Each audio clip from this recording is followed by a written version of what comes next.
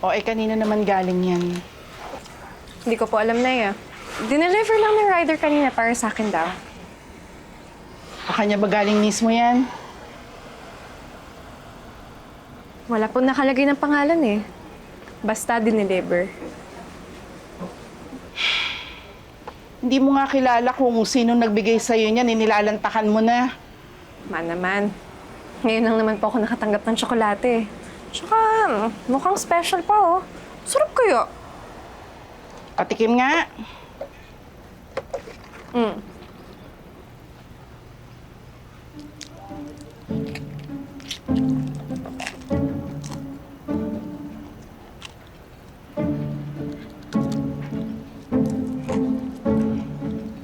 Sarap nga. Balot pa lang, oh. Parang special na. Basta, wala na akong pakialam kung sino man nagbigay nito. Basta, dineliver ni Remboy. Sino naman yung Remboy na yan? Yung rider. At nakilala mo ka agad? Ma, tinanong ko lang po kung sino yung nag-deliver para alam ko. Ay, naku.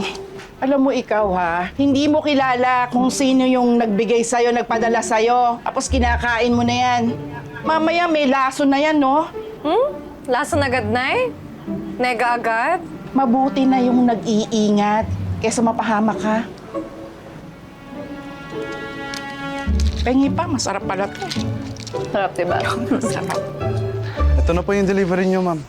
Para sa akin, thank you. Yung bulaklak. Sa akin. Ay, hindi po eh. Eto. Salamat po.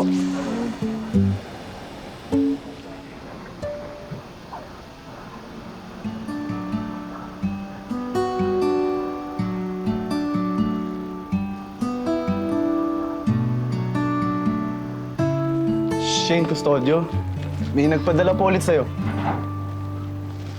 Para sa akin na naman. Oh, sa inyo po yan.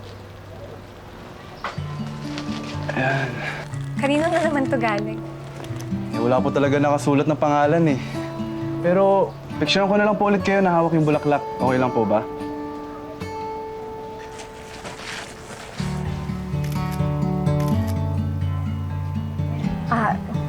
Remboy. Pwede bang makainom ng tubig?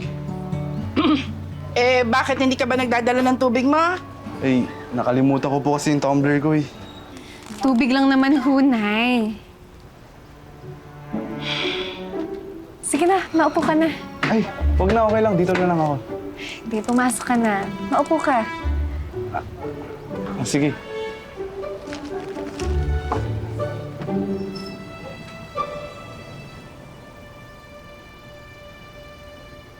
Huwag ka mahiya. Pumasok ka na. Hindi, okay lang po. Nakakaya naman po eh.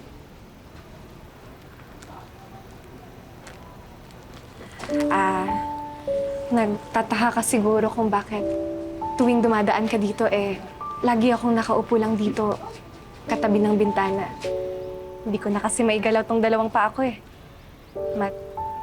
Tatatlong buwan na. Kaya ginawa na ako ni nanay ng espesyal na upuan. Para naman makadunga ako sa labas. Bakit? Ano nangyari sa'yo? Pasensya na sa pag-uusisa ko ah. Nahulog kasi ako sa mataas na bahagi ng hagdan sa eskwela. Tuloy-tuloy ako nahulog hanggang sa pinakababa ng hagdan. Nagkalamat yung pelvic bone ko. Wala naman kaming perang pang-opera o pang-therapy man lang. Kaya mula nun, tumigil na ako sa eskwela. Pero iniisip ko na lang may dahilan ng Diyos kung bakit nangyari to. Dahil may mangyayari sa akin na mas maganda pa. Ganito na nga ako. Magiging malungkot pa ba ako? Tsaka, nung nakakalakad pa naman ako, wala naman nagbibigay sa akin ng bulaklak o tsokolate. Di ba? Tama. Lagi lang tayo positibo sa buhay. Tsaka, ngayon na kaya ako nakatanggap ng ganitong kagandang bulaklak.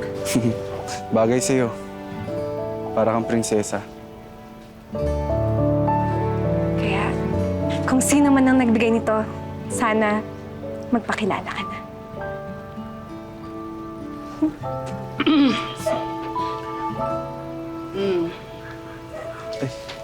Salamat po. Di ba magde-deliver ka pa? Opo nga po pala. Sige po, una na po ako. Baka nakakabala na po ako sa inyo eh. Salamat po ulit. Remboy, kung kakilala mo man yung nagbibigay nito, pwedeng pakisabi, salamat.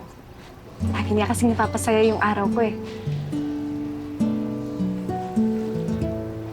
Sige po.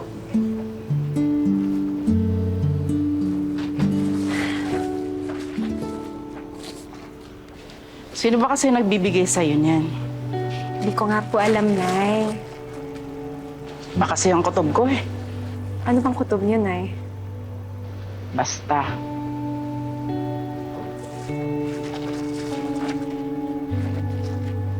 Ayaw niyo po ba ako maging masaya? Anak, hindi naman sa ganon. Ayaw lang kitang masaktan. Ayaw lang kitang umasa.